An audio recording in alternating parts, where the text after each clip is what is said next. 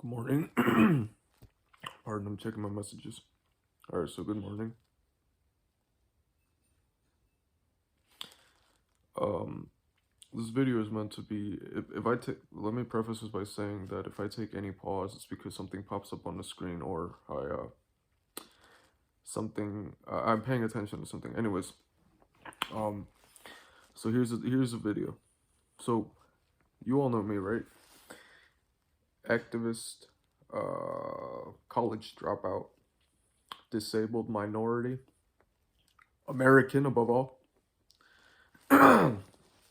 Now, I want to start this video off by saying that when our country's foundations, principles, groups, organized syndicates, uh, businesses, and anything else that is basically here in America and does impact our way of life,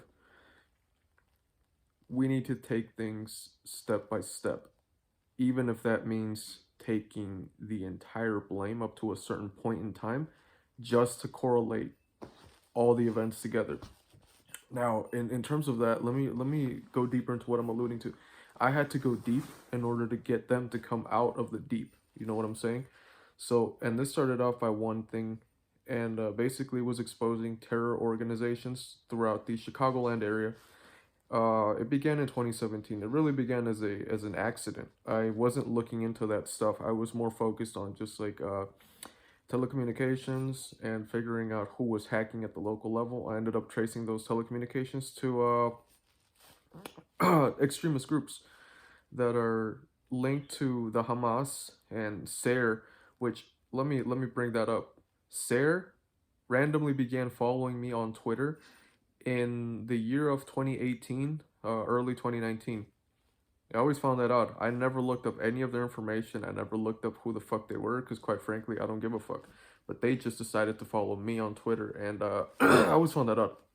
Now, you know me. My life, everything is fucking public. Twitter, I don't hide anything. And so when they started following me, that's when I started to catch on because some of the business subsidiaries that are involved in some of my cases happen to be linked to the Hamas.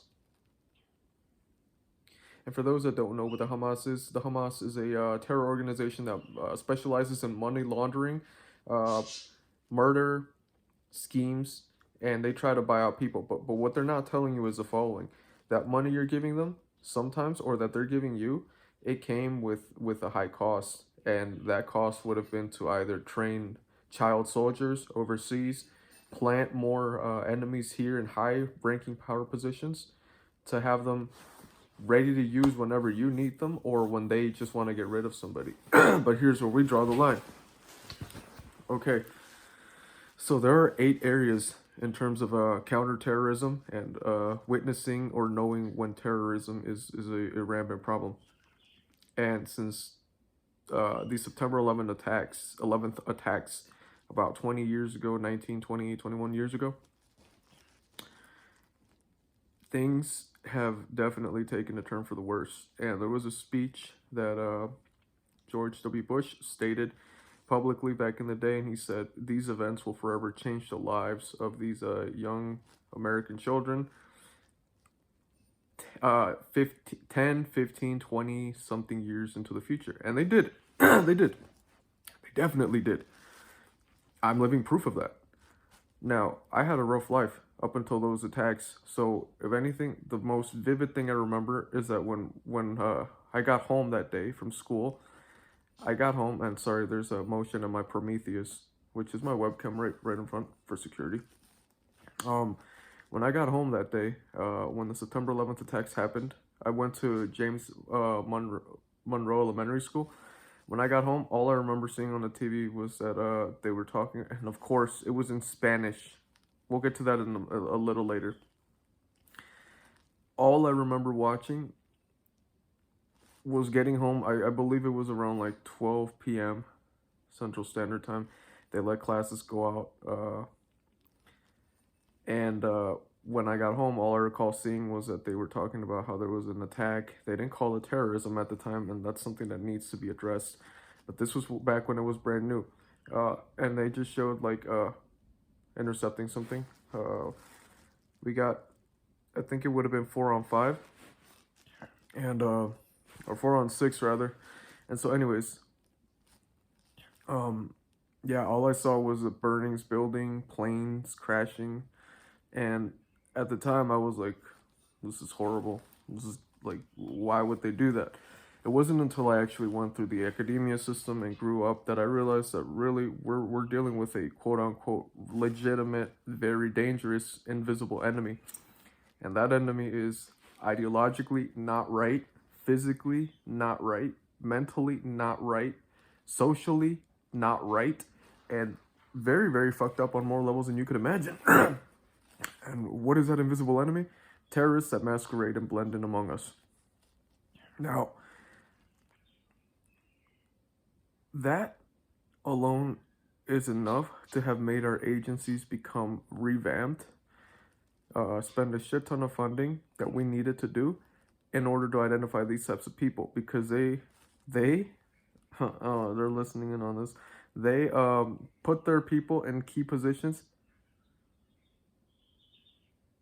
They put their people in about 20-on-6. They put their people on in key positions, as I stated before, because they want. So if that means they'll put them in law enforcement to perpetuate corruption, if they put them in, and this is not only being talked about by me. This is being talked about by former FBI, current CIA, Mossad, M16, any single group you could imagine that is opposed to terrorism. And so, yeah, they put their people in high rank positions. What does that mean for the general public? For the general public, that means that if you infiltrate or expose jihadist organizations, they're going to make your life hell. For the other people that are in the force, that means that they're going to try to keep you on a leash. For everybody else, that just means that they're going to try to buy you with money. Now, here's where I went deep on these little prick sons of bitches.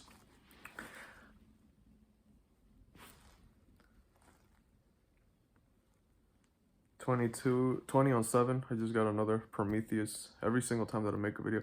Anyways, the phone that I'm making this video on belongs to a woman who is from the Middle East named Jane Watcher. I just want to get that out of the way. She, as stated, these people infiltrate and their job is to kill people that don't like jihadism or terror groups. And so here's what happened. When I called overseas to the AT&T rep, they're going to rewire it to their communication systems. And she answered, and guess what? She told me, oh, I know people from there. Are you familiar with Albany Park? This and that. There was teacher there with big stick that would blah, blah, blah. And I'm like, why are you giving me all this? She wanted to get my address. She was preening me for information. She said, can I get your full card details? Can I get your, where do you live? Where, bro? That's how terrorism's often surveyed. Now, keep in mind that the terrorists have already been surveying me for quite some time. So I don't know if now they're trying to take it overseas to, better do this shit, but they probably are. And so they set themselves up. Now go back to 2018. I made a post on a neighbor group that was called Next Door. I lured them with bait. I posted, and this wasn't bait. This is genuinely a good read. So I posted a website that was called Understanding the Threat. Okay, cool. Label me racist. I don't care. I posted it and people were liking it. And then, of course, here comes the little ones out of the woodwork hiding, masquerading as genuine citizens. And what did they say? Oh, you need to re-educate yourself about this religion. They're not blah, blah, blah. I don't need to educate myself on anything. I think I know enough counterterrorism things in order to make any type of claim based on reality, not based on an ideology. And so when that was going on, ever since then, they started just harassing, tracking, and doing this. They even went so far as to make it seem like it was, some other race, to make it seem as if it were my own country. Very might well be, but it's those areas that are, controlled by these extremists through means of coercion and corruption. So that was the first bait I ever set up. And then there was another one in which it was another note in which I basically set them up again. And ever since then, they've been paying attention to me. The thing is that none of that was true except for the post on Nextdoor and my strong anti-terror views. Everything else was just a lure. And my God, did they bite? Do they bite? They bite on a daily basis. And that is the best thing ever. And so when I did that, I knew it was going to come with consequences. I never thought declining health would have been one of them, but in this line of work, you really have to be prepared for everything. These terrorists have access to chemical contaminants, and they would hire people to poison people, leak it in water, leak it in air. They would hire people to, gangs to come around and like shoot you up or whatever they think they can do. They hire these people just like that. They don't tell them exactly why. They just spread false narratives, perpetuate things. But when the microscope is turned on them, they're quick to bitch out and run away because they know what they're engaging in.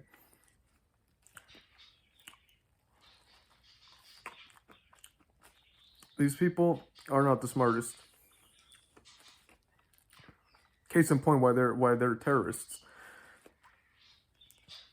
There's something wrong with their heads that makes them want to become terrorists and pay people off with money. That's because they're so fucked up. They can't even hide the fact that they're so fucked up. And so here's the thing. In relation to that, the SARE group started following me shortly after those lures were set. I think it was November 27th, 2019, when I uploaded a picture of Malcolm X with a type of rifle and on Twitter. And that's when they start. Sorry, I'm getting some interference. I think that was 30 on 11.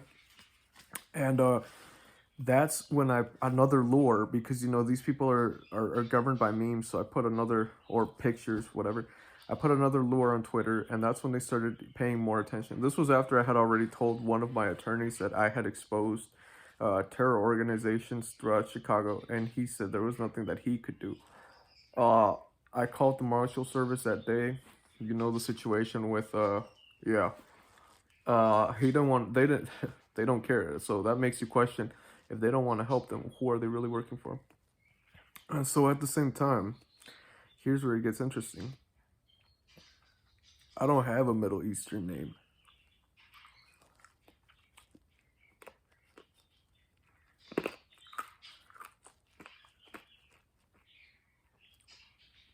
More interference, my bad. 28 on 12. Anyways, when I went that deep, I ended up exposing a few hidden terror cells throughout Chicago. Cells that weren't even alive until I found them. And then I started getting some, like, the way in which they play the game is this. It's called infiltration. So if they have to infiltrate gangs, if they have to infiltrate police departments, if they have to infiltrate churches, if they have to infiltrate schools, anything you could imagine, they will do that. These are the invisible enemies, okay? And so what I'm going off of is a Middle East demographic, because that's what I traced with proof most of them as being. A terrorist can be any type of person, but the ones that I've specifically dedicated my studies and work around are clearly those that affected my life as a young boy. And so that alone would speak volumes, and you know that. Now, going further into the narrative, all those pings, clusters, and data trails, they're strictly just around my house. Why? Because, as many have mentioned, once you look at them, they start looking at you.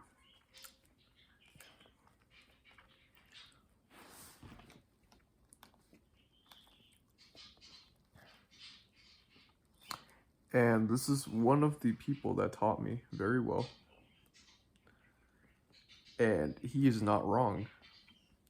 So I went even deeper, and then when this was January of 2019, we went to pick up somebody from one of my family members from a party. He happened to be at a gas station, and when we called for an Uber, guess who arrived? It was a Middle Eastern male, about 50 to 60, white robes, clearly an Islamist.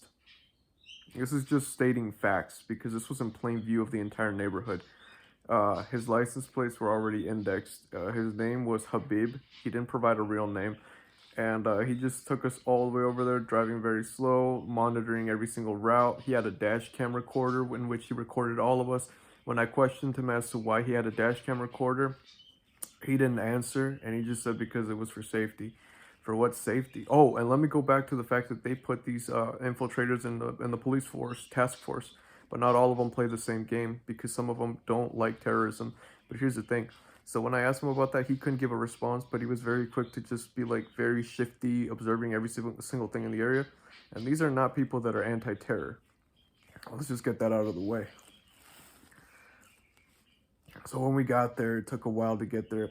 When we got back, we ordered another fucking Uber, and guess who it was? The same type of demographic. I mean, I don't know. Presumably, they just want to drive around the street so they can patrol and keep an eye out for who's getting too close, who's doing this and that. And that's a given, because that's exactly how our own agencies operate. Except they operate even better. Anyways, so when that was going on, I thought immediately something was off.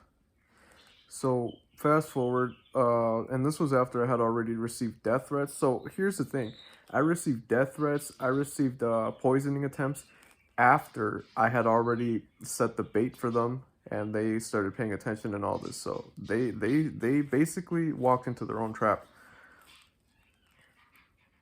And after I kept setting more baits and setting more baits and setting more baits in the context of writing, in the context of videos, journalism, reality, uh, they keep biting. They keep paying attention because they're so fucking scared that they're already like, at this point, everything's known.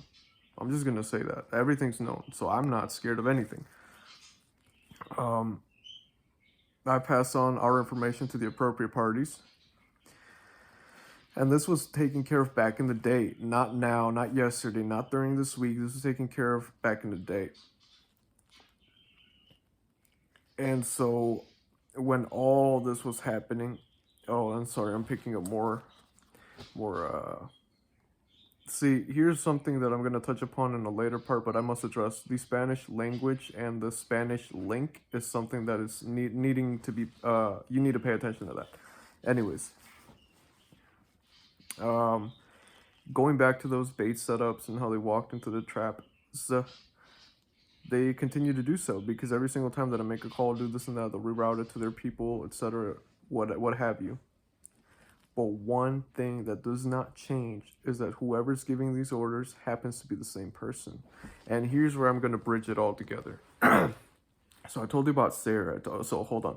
I told you about the post. I told you about the plants. I told you about Sarah following me shortly thereafter. I told you about the way that they operate. So here's where it all bridges together. And I'm picking up reverb, so somebody must be recording this in real time. It's been about 18 minutes. Yeah, and they're saying, damn. Okay, so 16 on 18, probably 14 on 18.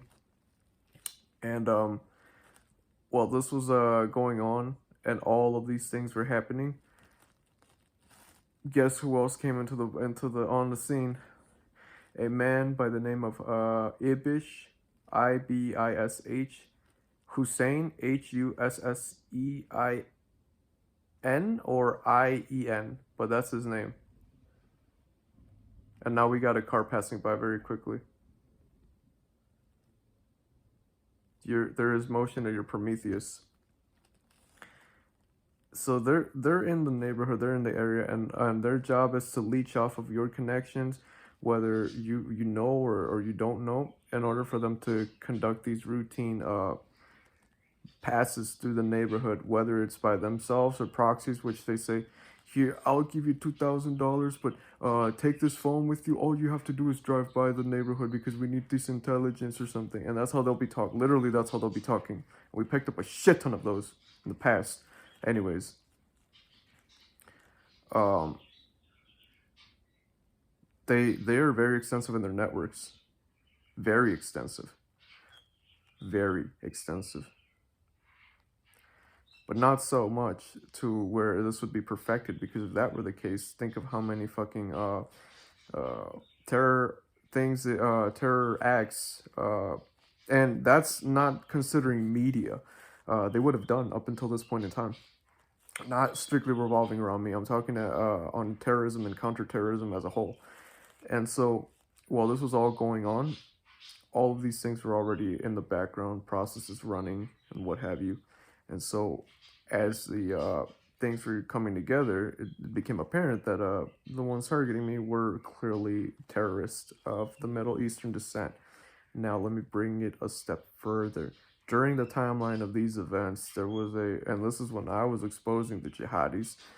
I'm not saying there's correlation, but there very well could be, and they needed a scapegoat. They needed something, or maybe they weren't even, they didn't count on that happening. In this neighborhood that I've shown you thousands of times over and over and over, there was a woman here, down this way toward the intersection of Grace and Linder, that gave a public statement, and I think she was placed in some form of witness protection. She said that Middle Eastern folks were brainwashing her and abusing her and forcing her to believe and change her whole way of life. And you know why I found that pivotal? Because Middle Eastern folks don't like women, and they're fucked up in the head. So they don't like other races. They don't like women. They don't like animals. They don't like, what would you call it? Rational. And the only things that they know how to do are buy people, destroy, and blend in.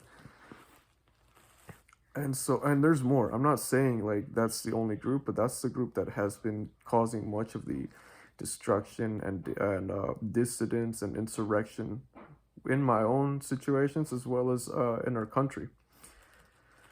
There's a reason 9/11 is prominent today. And yeah, that was when I was like, my God. So, and I always wondered why they always picked her up in a car and did this and forced her and all that shit. But like, yeah, she gave a public statement and it became known, and she got relocated, etc. Now, the other element is that there are some very, how would you say? I delved into this on a thing yesterday in which I said that they sell us this phone is not mine, and I got it as a refurbished model. So getting and I'm picking up more interference, but it's gonna be interfered the whole video. So these phones are shipped, and they could have malware. They could have, and here comes more Prometheus movement. They could have malware. They could be embedded with all types of subconscious things. Typically, this is how jihadist groups will operate. They'll take control of like telecommunication systems strictly so they can hijack the phones and send them back with their little brainwashing technologies. And when that's not possible, they'll move on to like video games, TVs. They'll install like a little chip that'll keep resonating, emitting some type of pulse, and that's to brainwash. And when that's not and this is all backed up. And when this is like not possible, they'll even go deeper. So you all remember Game Boy cartridges and like all these video games? You remember how they used to sell them at secondhand stores like GameStop and all that shit? Yeah, they would hack the little chips. They'd sell black market games, like any of them actually. And when you'd get home, you'd play it, you wouldn't be able to tell the difference between what was going on.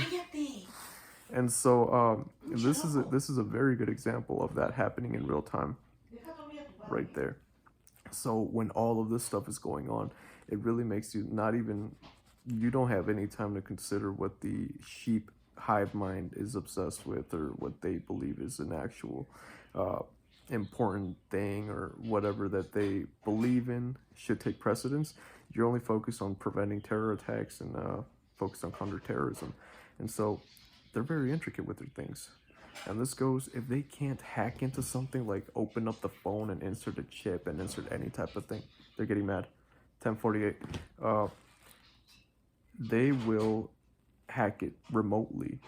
And this is where I introduce the, as John Guandola said, Seattle being what would you call it, Marxist demographic. This is where I introduced another provocateur / asset called Angela Smith, who admitted to having remote access technology from her desktop computer.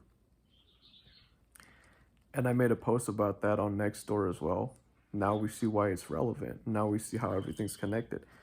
And so That was relevant in itself because she was paying attention to me, and she's been caught in the background in a few of my videos and in my day-to-day interactions. When I just went to the mall, when I go anywhere, she goes around, follows me. She can't help it because that's why. And so when I was calling the Ku Klux Klan in the summer, also, she couldn't help but intercept the phone lines, and that was recorded too. And she's like, why does he not crack or something, right?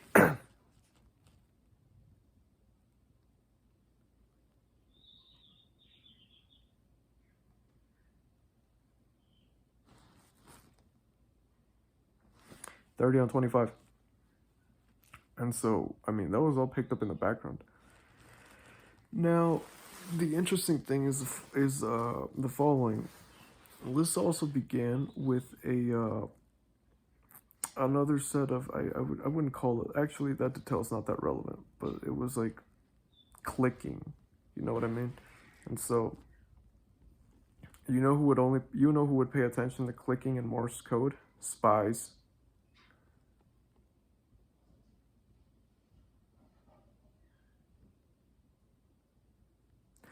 Like I said, in the instance of everything that goes on, you have to go deep. They don't know who I am. I don't know who they are. Actually, let's rephrase that. They don't know who I am. I know who they are.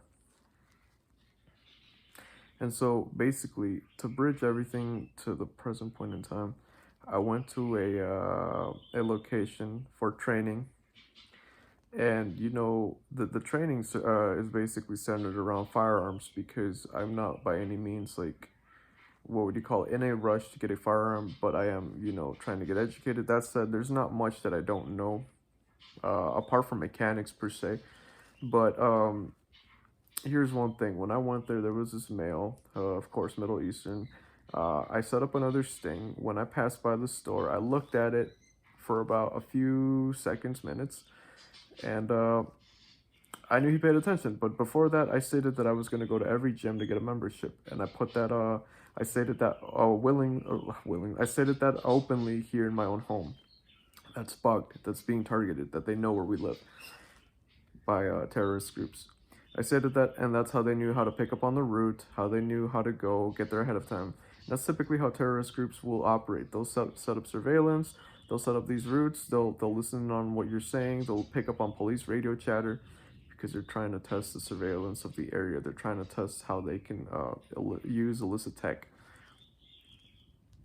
In the process, they believe that isolating one of the ones like that exposes their operation is going to lead to their it's going to make their if they can isolate that, they figure that their operation is still, you know, pretty much good. That's wrong because we have 5 echelon for a reason. And so while I was going there, guess what happened? I looked at that place for about a few minutes. I knew they were going to follow. For some reason, they feel at ease with me, and that's been a dominant factor. That still is going to be a dominant factor. They can't stop it. They can't stop it. They're going to continue. And so when I got to the place, there was this male there. I arrived at the place like about an hour later. There was this male there who apparently all of a sudden wanted to get a gun. Okay, cool. Cool, man. So when we were there, he was getting fingerprinted. His name was Chris. He stated he was in a rush to get to the airport. When we were getting fingerprinted, I can't believe he'd never had a gun before. Anyways, when he was getting fingerprinted, or pretty much I left my fingerprints all over the place because I don't have anything to hide. You know, whatever. Wearing gloves in the winter is because my fucking hands bleed from here. This thing opens up and it bleeds. But apart from that, I don't need to wear gloves. And that was another fucking bait that I set up. And so, yeah. You know what? The one comment he said was the following. Oh, I have people in law enforcement. I have people in Navy, U.S. Army, United States Marine Corps. Like, he was just bragging about that. And that's one of the highlighting factors of terrorism, that they infiltrate, they perpetuate, and they are very much, they think they're in control. Why he would say that comment near me is beyond me, but he said it as soon as I was right next to him.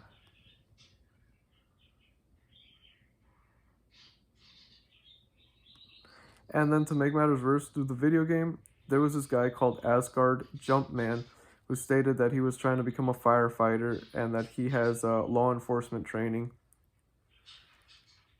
And I played some materials, per se, in the form of music while we were playing in game chat, and his true colors came out.